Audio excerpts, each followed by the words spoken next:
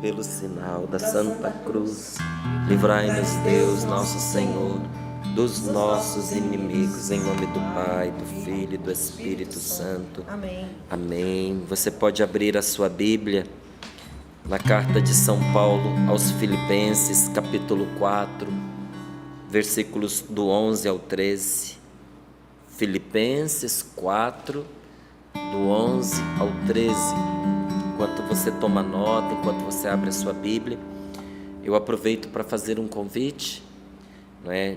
Hoje é dia 26, então depois de amanhã vou estar encontrando o povo de Cuiabá, o povo do Mato Grosso, Cuiabá, Várzea Grande, dia 28 de junho, não é? Na nossa casa de evangelização, da Canção Nova aí de Várzea Grande, que será na Rua do Imperador, número 502, bairro Cristo Rei, Várzea Grande, comunidade Canção Nova, está realizando, promovendo para você um aprofundamento de cura e libertação com o tema Eu Vos Trago Melhor e Cura. Que é isso que nós vivemos aqui no Sorrindo para a Vida. Nós queremos viver com você aí no Mato Grosso. Então, se você pode e quer participar, no dia 28, você pode entrar em contato através do telefone 65 999 16 91 85. Porque é gostoso a gente viver esse momento de oração aqui no Sorrindo para a Vida. Mas como é bom quando a gente tem a oportunidade de se encontrar, às vezes, aí como será em Cuiabá e Várzea Grande, por vezes como será o acampamento de oração Sorrindo para a Vida, aqui na Canção Nova. Todos os dias podemos nos encontrar pela TV, pelo rádio, mas não podemos perder a oportunidade de nos encontrar pessoalmente. Então está aí feito o convite para você. Te espero lá. Filipenses capítulo 4, versículos do 11 ao 13. Assim nos diz a palavra de Deus. Pois aprendi a me bastar em qualquer situação. Sei viver na penúria e sei viver na abundância. Aprendi a viver em toda e qualquer situação, estando farto ou passando fome, tendo de sobra ou passando falta. Tudo posso naquele que me dá força. Vamos repetir. Tudo posso naquele que me dá força. Palavra do Senhor. Graças a Deus. Palavra do Senhor para você. Palavra de Deus para a sua vida. Resposta do Senhor para a sua oração. Luz de Deus para aquilo que você está vivendo. Diz a palavra do Senhor. E olha, quem traz por escrito essa inspiração não é qualquer pessoa. É quem experimentou na carne. Quis Deus nos dizer isso nesta manhã através de Paulo. Porque foi o apóstolo São Paulo que escreveu essa carta aos Filipenses, dando seu testemunho e dizendo: eu aprendi. Porque isso é uma coisa que se aprende.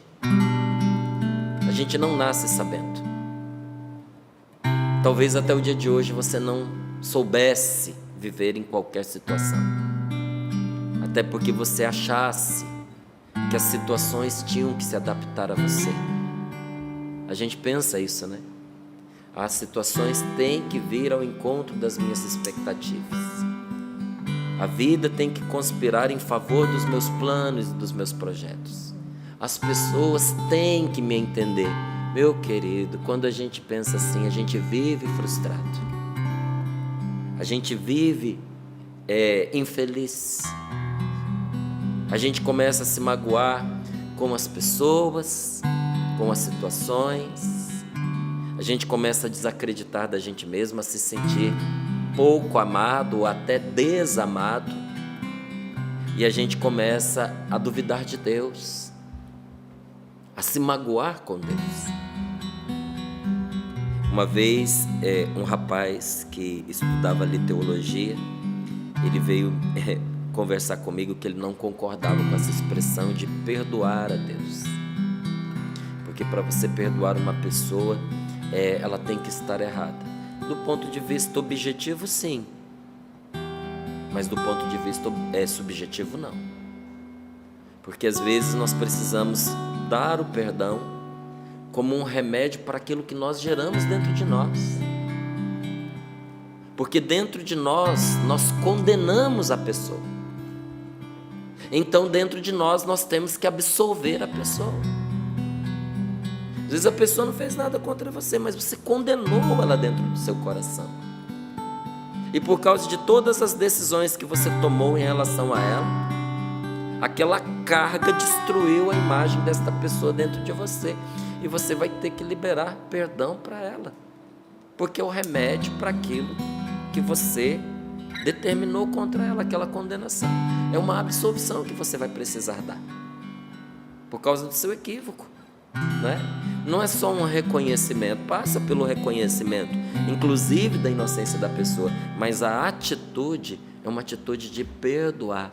E muitas vezes nós precisamos oferecer esse perdão a Deus, não porque Deus tem errado, mas por causa da nossa incompreensão diante dos mistérios de Deus, inclusive do mistério de Deus levar uma pessoa para junto dele, precocemente, uma pessoa que a gente ama. Olha, algumas pessoas dizem assim que ninguém morre de véspera. Só que isso faz parte de um conjunto de ditados errados, que não correspondem à realidade. Muita coisa que acontece nesse mundo não é vontade de Deus. O nosso pecado não é vontade de Deus. A injustiça não é vontade de Deus. Nem a morte desastrosa de um acidente drástico, traumático, é vontade de Deus. O assassinato de ninguém é vontade de Deus. Porque o Senhor nos pôs neste mundo para que nós tenhamos vida e para que nós vivamos. Então por que as pessoas se matam? Porque decidiram, por causa do pecado que carregam, tirar a vida uma das outras, fazer violência uma à outra. E Deus não intervém? A intervenção de Deus nessa matéria seria a nossa destruição. Porque destruir uma pessoa não é tirá-la da existência, é impedir que ela seja livre, é impedir que ela seja quem ela é impedir as escolhas dela. Por isso que muitas pessoas entram num relacionamento e são destruídas naquele relacionamento. E quem destruiu não matou, mas não deixou viver também. Tirou a liberdade, perseguia, oprimia. Sabe, há muitas maneiras de você bloquear uma pessoa, de você coibir as ações de uma pessoa, e isso aos pouquinhos vai destruindo aquele indivíduo, aquele ser humano. Deus, que sabe disso, tolera os nossos pecados. E olha, existem pecados terríveis, terríveis. Mas eu lhe digo aqui, te garanto, que o mal não é a vontade de Deus.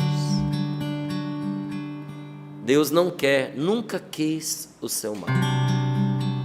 E nunca quis o mal de quem você ama. Mas diante da decisão, às vezes absurda, violenta, desumana, monstruosa de alguém, de atentar contra outra pessoa e tirar aquela vida, Deus converte aquele instrumento de injustiça e de maldade num bem. Como? Deus colhe aquela pessoa para junto de si. E isso a palavra de Deus nos diz. Se depois você quiser, você pode abrir ali a sua Bíblia em Sabedoria, no capítulo 4, se eu não me engano, os versículos de 7 a 17, que fala sobre a morte de pessoas inocentes que acontecem antes da hora. E que escapa a compreensão das pessoas. Quem olha de fora não entende. Mas a providência de Deus domina sobre todas as coisas. E aquilo que escapa ao nosso controle não escapa ao controle de Deus. Quando nós sabemos disso, nós vamos aprendendo a também nós nos adaptarmos às situações e confiar mais em Deus do que nos fatos, nas coisas que acontecem. E Paulo aprendeu isso. Como eu e você também precisamos entender, compreender que esta vida ela é adversa, que esta vida ela é passageira, que esta vida não está nem um pouquinho preocupada em corresponder aos nossos anseios. A vida segue, irmão, e ela não se adapta a nós. Somos nós quem vamos ter que aprender a lidar com as mais adversas situações, não só adversas situações. E São Paulo aprendeu isso e está nos dizendo: isso é preciso aprender. Aprendi a me bastar em qualquer situação. E aqui, me bastar não é ser autossuficiente, é viver contente em qualquer situação. Nenhuma situação vai tirar o meu contentamento. Nenhuma situação vai tirar a minha alegria. Porque a gente só perde a nossa alegria quando a gente a entrega para quem roubou de nós. Tem gente que tenta roubar a nossa alegria. A pessoa faz. Tem gente que faz o que faz para fazer a gente ficar triste. Qual é o objetivo da pessoa? Gerar tristeza. Por quê? Porque não gosta de você, porque está magoado com você, porque acha que você lhe deve alguma coisa. Então ela atenta contra você para tentar roubar a sua alegria. E consegue, se você entregar. Tem alguém que todos os dias opera contra você para roubar a sua alegria. E Jesus fala dele. Jesus diz que ele é ladrão, que ele é assassino, que ele é mentiroso. Quando Jesus diz que Satanás ele é ladrão do quê? Ele é ladrão do nosso tempo. Gente, o demônio ele é esperto, ele é astuto, ele cria mecanismos de roubo de tempo da gente. Se você der mole, a sua vida vai passar e você não vai viver, porque você vai ficar distraído com os mecanismos que o maligno ele coloca também à nossa disposição para roubar o nosso tempo. E eu poderia dar inúmeros exemplos, mas cada exemplo ia requerer uma explicação e aí fica longo. Mas eu lhe digo uma coisa: preste atenção em como a sua vida às vezes é roubada. Preste atenção naquela sensação de chegar ao final do dia e você ter a impressão de que você não viveu, que você se entregou a muitas coisas, mas você não se entregou a ninguém. Porque quando não existe um encontro entre as almas, e alma eu digo, é encontro de coração entre pessoas, aquele dia em que o amor não aconteceu, o dia também não aconteceu. Por isso que a gente sente que não viveu, porque não viveu mesmo. A nossa vida passa pelo amor que a gente recebe e pelo amor que a gente dá. E o diabo sabe disso, então, já que ele não pode impedir você de amar, ele rouba o seu tempo, para que você não tenha chance de amar. Ele rouba a sua alegria. Só que o demônio só pode roubar a nossa alegria se nós entregarmos a ele. Então, São Paulo diz: eu aprendi a não deixar que ele roube a minha alegria. Eu aprendi a viver contente em toda e qualquer situação, porque aquilo que eu tenho me basta. É isso que ele está dizendo. O que Deus me dá, me basta. Isso é o que quer dizer: aprendi a me bastar em qualquer situação. Nós tivemos a oportunidade, não é, de fazer uma peregrinação aos caminhos de São Paulo no ano passado. E, gente, que peregrinação maravilhosa! Olha, foi uma das melhores que eu já fiz na minha vida.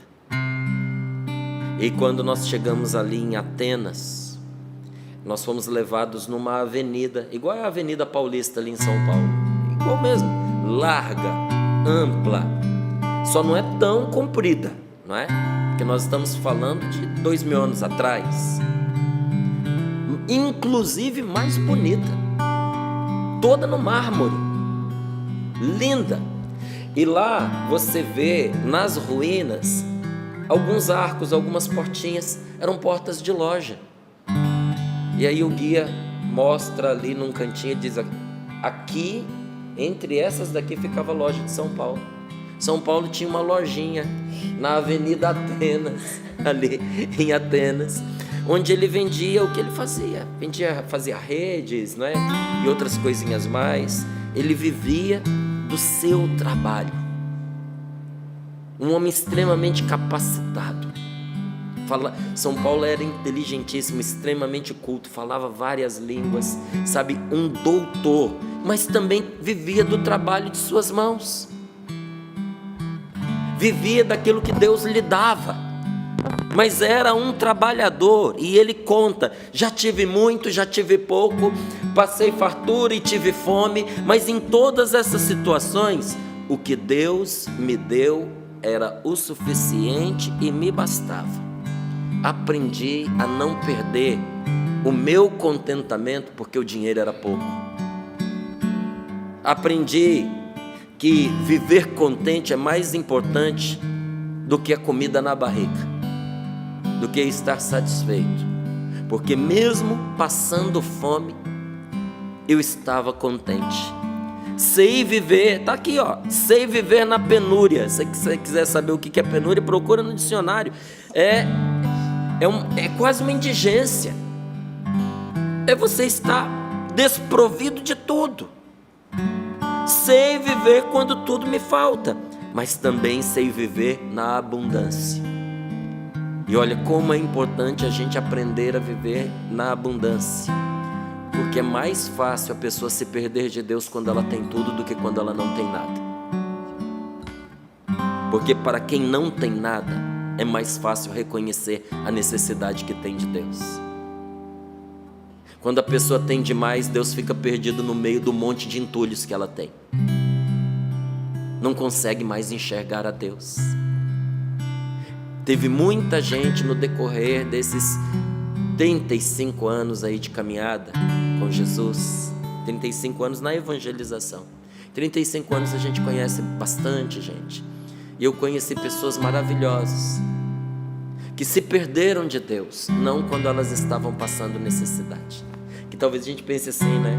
Quando a pessoa não tem nada, ela se revolta, ela fica angustiada, ela se irrita com o sofrimento. Meu amigo, por incrível que pareça, contrariando a lógica humana, não são os sofrimentos que nos afastam de Deus, não.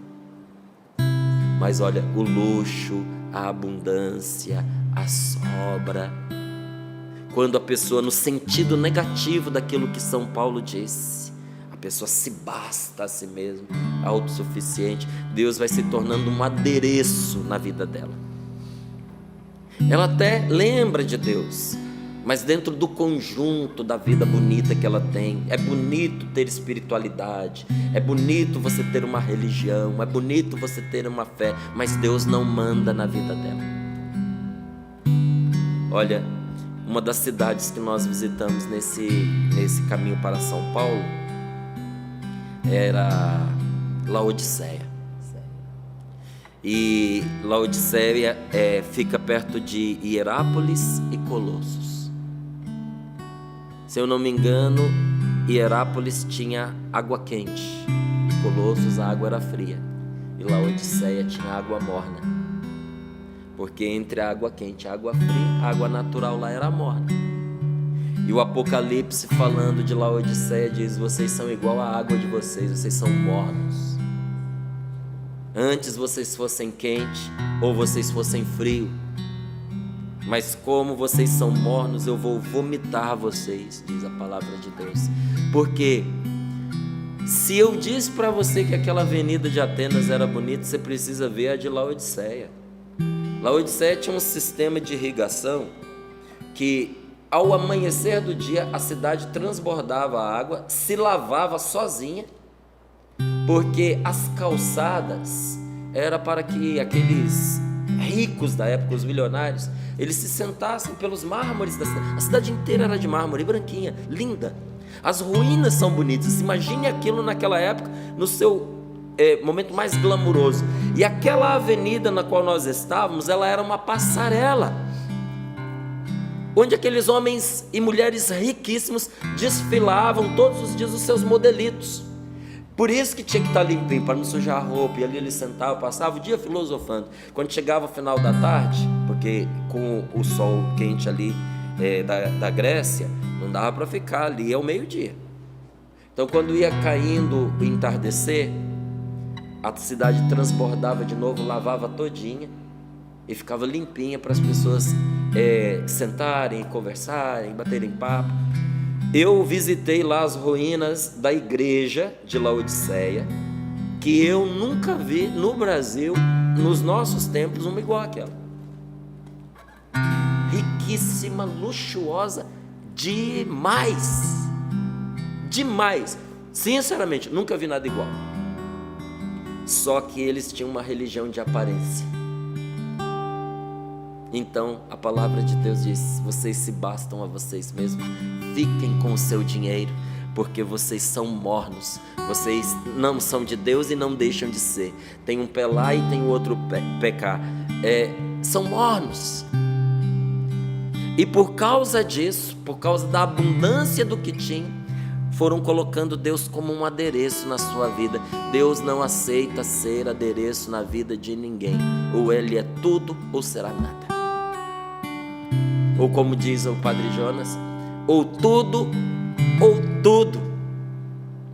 Deus não aceita ser uma peça na parede da nossa casa, um quadro, um crucifixo na parede. Não, ele é o Senhor da nossa vida. Ele não aceita ser um ídolo que você põe e que você tira quando você quer. Ele é Deus.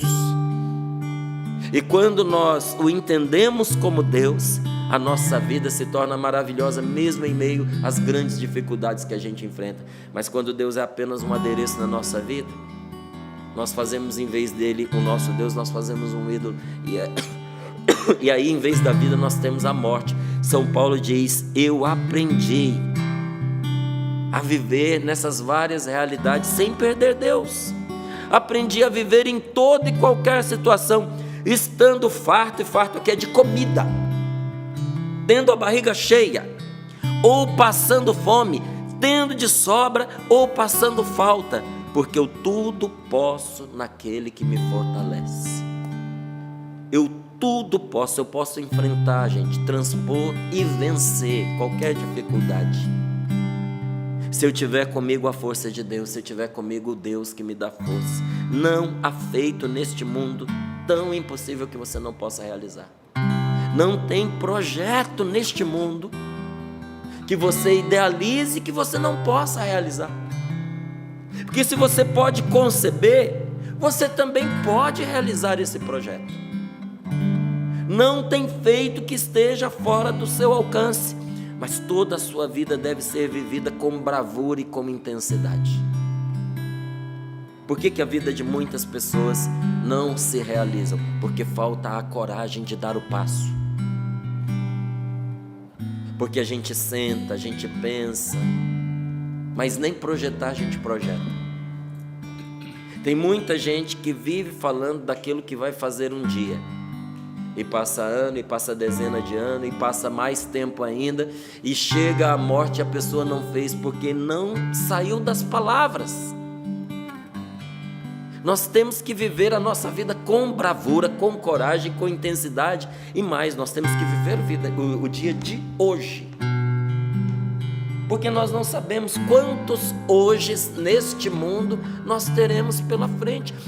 Qual é o único dia que você tem para viver de forma intensa, para viver de forma corajosa, para viver de forma brilhante? É o dia de hoje, fazendo o que cabe nesse dia de hoje, porque as grandes coisas que você deseja realizar começam pequenas, começam com o primeiro passo que você dará hoje. É preciso que se comece. Todo dia, quando você se levantar, Você precisa se perguntar, e quando eu digo você, o primeiro você que eu estou apontando sou eu. Estou dizendo isso para mim mesmo, Márcio. Ao sair da cama eu preciso perguntar para mim, o que é que eu vou fazer de bom neste dia de hoje?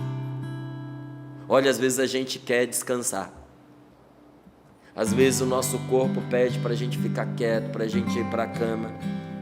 Mas a nossa alma diz, aproveita o tempo que você tem. Aprenda a fazer o bem, mesmo cansado. O que de bom você vai fazer neste dia de hoje? Para aqueles que pensam que o nosso trabalho aqui é o Sorrindo para a Vida, Sorrindo para a Vida é o começo do nosso dia igual o seu. Para muita gente que é apresentador de programa de televisão, não é? O trabalho dele é aquele. Para nós aqui, quando termina o Sorrindo para a Vida, aí é que a gente vai trabalhar. Mas o Sorrindo para a Vida não dá trabalho? Dá, claro que dá trabalho. Você preparar, você acordar cedo, você estudar, você rezar, porque rezar é também um trabalho, um santo trabalho. Não é? Há entre os judeus, aqueles ortodoxos mais radicais, que o trabalho deles é a oração. E o Estado de Israel paga essas pessoas para que elas orem, porque eles entendem que é um trabalho. Porque é um trabalho você melhorar a sua vida e melhorar a vida dos outros também. Você buscar em Deus a inspiração para aconselhar as pessoas, para conduzi-las conforme a vontade de Deus. Tem ali o seu mérito de trabalho? Claro que tem. Mas quando termina aqui, é que nós vamos para os outros trabalhos que nós temos. E eu lhe digo, tem muita coisa boa esperando a gente nesse dia de hoje. E eu já estou com a cabeça a mil de todas essas coisas boas que estão esperando para eu fazer. Qual foi a pergunta que você se fez hoje de manhã cedo quando você saiu da cama, Márcio? O que é que eu vou fazer de bom neste dia de hoje? E já comecei, antes de vir para o Sorrindo para a Vida, já fui fazendo as minhas coisas boas. E não estou dizendo isso para exibir, para dizer que eu sou bom, porque o bem que eu faço para os outros, ele reflete em mim, faz bem para mim, e eu estou bem com o bem que eu fiz, e não estou fazendo nada assim, não fiz mais que a minha obrigação. Nós temos o dever de ser bons. E quando nós nos perguntarmos, né, o que é que eu vou fazer de bom nesse dia de hoje, nós precisamos de nos lembrar que quando o sol se puser ao anoitecer, ele levará mais um dia da sua vida. Esse dia de hoje será levado. Então esse dia precisa valer a pena, porque senão ele se torna perdido. Não é só para a gente sobreviver. Estarei vivo para o dia de amanhã. Tá, você vai estar vivo para o dia de amanhã, mas você viveu esse dia de hoje? Você marcou esse dia de hoje? Nós precisamos, meus queridos, marcar as pessoas que nós encontramos. E de tanto a gente fazer, isso vai se tornando uma coisa natural para a gente. Às vezes a gente nem percebe que nós estamos deixando uma marca boa na vida das pessoas. Tem muita gente que conhece a gente por causa do Sorrindo para a Vida. Mas tem pessoas que nunca nos viram antes. E você encontra a pessoa uma vez, e depois de um tempo você encontra de novo, e a pessoa lembra de você. E lembra, não foi porque ela te viu no Sorrindo para a Vida, ou na televisão, ou porque você contou para ela de onde que você veio, e ela ficou impressionada com você nessa matéria. Não, mas porque você de algum modo fez diferença na vida daquela pessoa. Você deixou a sua marca. Pelo amor que você deu, pelo carinho, pela atenção, pela amizade demonstrada, pela mão estendida, pela ajuda oferecida. Nós precisamos deixar a nossa marca na vida das pessoas, mas precisamos deixar uma boa marca nesse dia de hoje. A gente reconhece uma pessoa boa não é por seus esforços extraordinários, em momentos extraordinários. Porque olha, coisas extraordinárias, dependendo do momento, qualquer um faz. Até uma pessoa perversa, dependendo da situação, faz uma coisa extraordinária no momento extraordinário. Mas você reconhece uma pessoa boa pelo modo como ela vive os seus dias comuns, pela maneira que ela se comporta quando ninguém está vendo. É isso que faz a gente bom. Porque por acidente, até uma pessoa ruim faz coisa boa. E por distração, até uma pessoa boa faz coisa ruim. Você é uma pessoa boa, mas você já fez coisa ruim na sua vida. Ou porque se distraiu, ou porque estava fragilizado naquele dia, ou porque você se iludiu com a ideia de que aquilo era uma vantagem, de que isso ia trazer alguma alegria, alguma felicidade para você. Ou porque você achou que você ia diminuir a dor que a pessoa te causou, devolvendo a ela o mal que ela te fez. Uma pessoa boa, mas fez coisa ruim. E às vezes tem gente que está na maldade, vivendo de maneira ruim, mas faz coisa boa. Porque gostou daquela pessoa, porque achou que devia fazer, porque teve ali uma crise de consciência. Mas não são essas situações à parte e extraordinárias que definem se você é uma pessoa boa ou não. Sabe o que define? O comum da sua vida. A maneira como todos os dias você trata a sua esposa. A maneira como todos os dias você se dirige e cuida e ama o seu marido. Aquela atenção que todos os dias, no anonimato da sua casa, você devota aos seus filhos.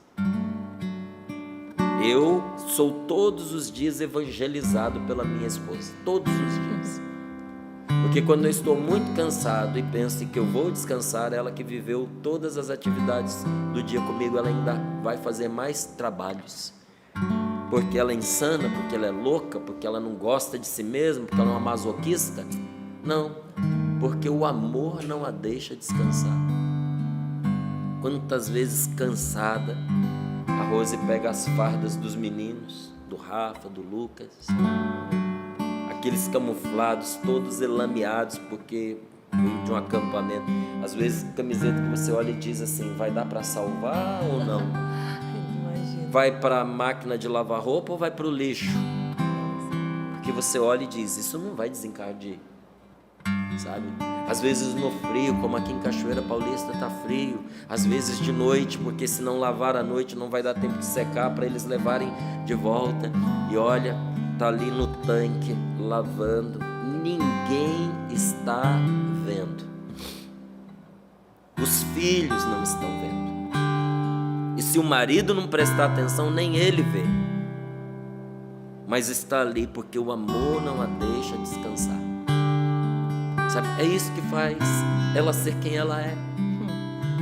Estou dando o exemplo dela porque eu estou com ela naquilo que ela faz longe dos olhos de todos. Mas você também tem tantas coisas que você faz e as pessoas não veem. E é isso que modela o seu caráter, e é isso que faz de você quem você é. Não são as ações extraordinárias. Não espere para ser herói quando aparecer aquela grande chance que vai tornar público o bem que você fez, porque isso não faz diferença.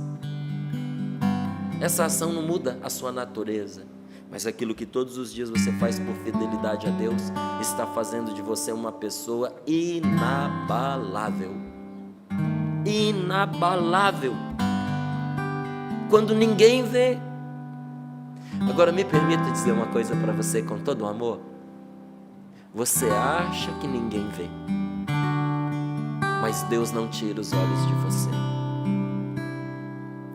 E Ele que não computa os seus erros e os seus pecados, não computa, não deixe escapar uma coisa boa que você faz. Deus não se esquece do bem que nós fazemos, mas Ele sabe fechar os olhos para o mal que nós praticamos quando nós nos arrependemos.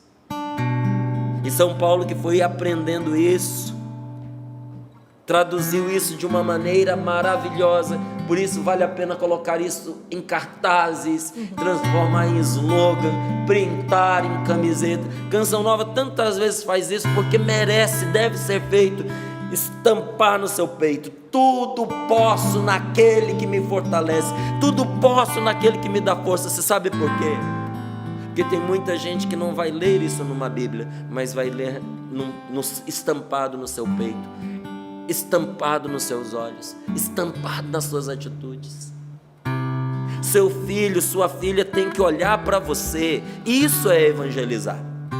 Seu filho, sua filha olhar para você e dizer: aprendi com meu pai e com a minha mãe que tudo posso naquele que me fortalece, que é Deus.